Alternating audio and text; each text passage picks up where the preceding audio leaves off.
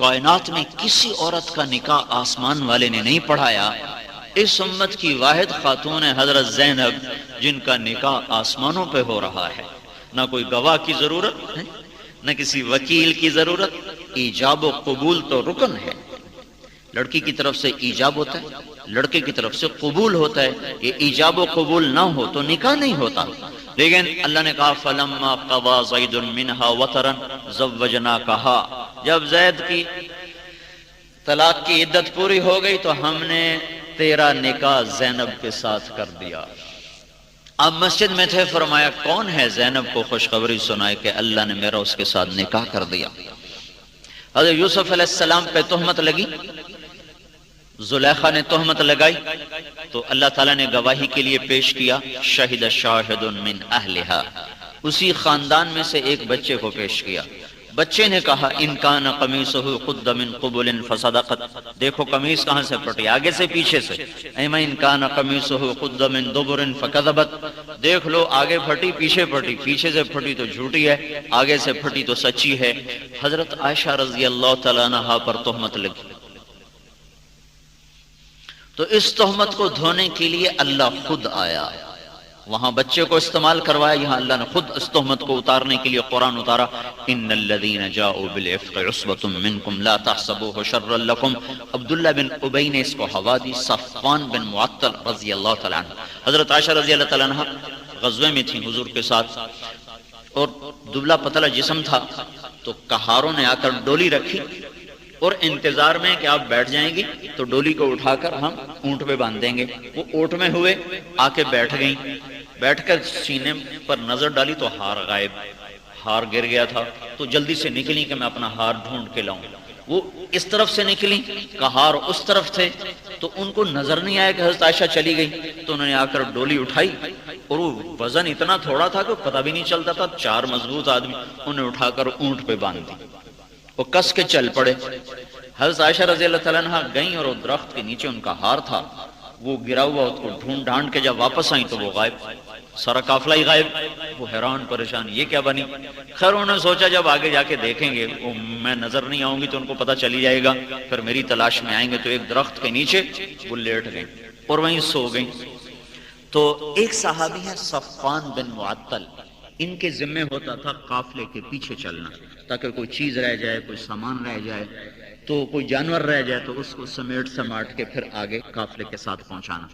جب وہ پیچھے سے آئے تو انہوں نے پہچان لیا حضرت عائشہ رضی اللہ تعالیٰ عنہ کو، تو انہوں نے زور زور سے اللہ اکبر کہا، تو ان کی آنکھ کھل گئی، تو دیکھا صفوان بن معطل ہیں، تو ایسے اونٹ میں چلے گئے، وہ ان کے اونٹ پر بیٹھ گئے، اور وہ جب اونٹ قافلہ اپنے منزل پر پہنچا تو پیچھے سے یہ بھی وہاں پہنچ گئی۔ تو عبداللہ بن ابی نے شوشہ چھوڑ دی کہ یہ تو کوئی دال میں کالا ہے، یہ تو کوئی چکر ہے، اور اس کو جو ہوا دی، ایسی ساری فضا خراب کر دی کہ اس میں صحیح سچے کھرے چند مسلمان بھی، صحابہ بھی اس کی لپیٹ میں آ گئے۔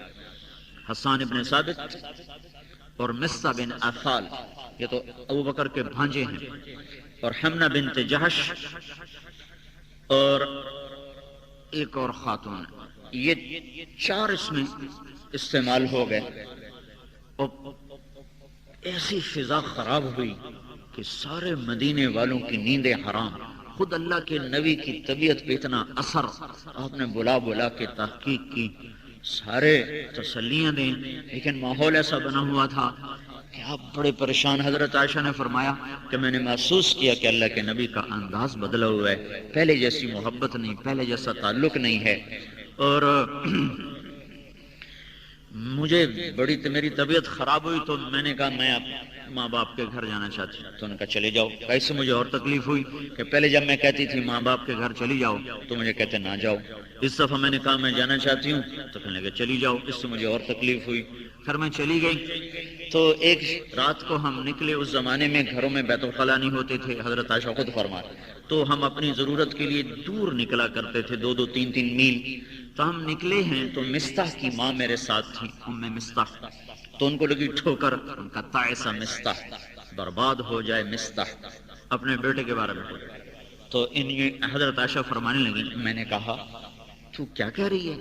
بدری صحابی کے بارے میں ایسا لفظ بول رہی ہے، پتہ بھی ہے تیرے بارے میں کیا کہتا پھر رہا ہے؟ کیا کہتا پھر رہا ہے؟ کہ وہ صفوان بن معطل کے ساتھ تمہارا قصہ جوڑتے پھر رہے ہیں لوگ۔ حضرت عائشہ رضی اللہ عنہا فرماتی اور وہیں میرے آنسو، اور میں نے منہ پھیرا اور واپس گھر، اور رو رو رو کے ایک دن گزر گیا، دوسرا دن گزر گیا، تیسرا دن گزر گیا، مسلسل روتے، نہ نیند آئے نہ کھانا کھایا۔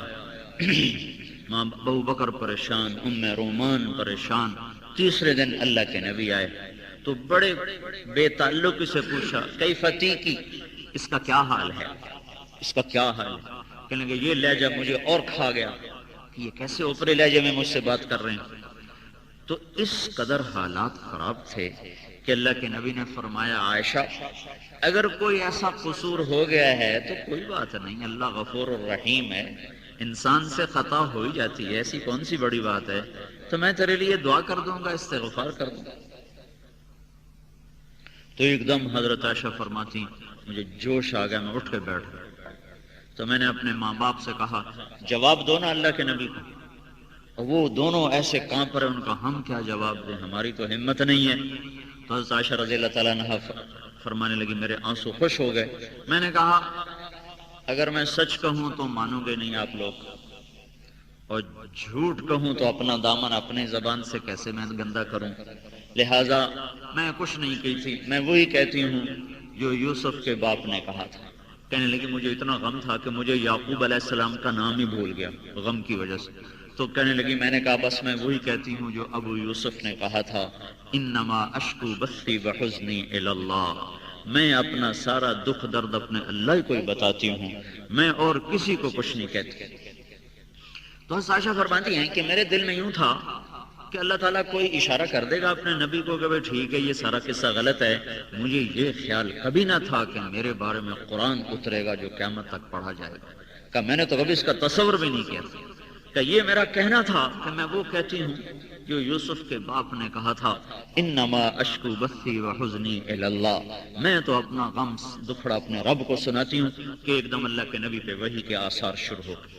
تو جب وحی کے آثار دیکھے تو کہ میری ماں اور میرے باپ کا رنگ پیلا پھٹک ہو گیا، زرد ہو گیا، اور ایسے کانپ رہے تھے کہ پتہ نہیں اب کیا وحی آتی ہے۔ کہ میں تو مطمئن تھی، مجھے تو پتا تھا کہ کچھ بھی نہیں ہوگا، لیکن چونکہ وہ فضا ایسی خراب ہو چکی تھی کہ میری ماں اور باپ اس طرح کانپ رہے تھے، ایسے کانپ رہے تھے، اور آپ پر وحی آ رہی آ رہی آ رہی آ رہی۔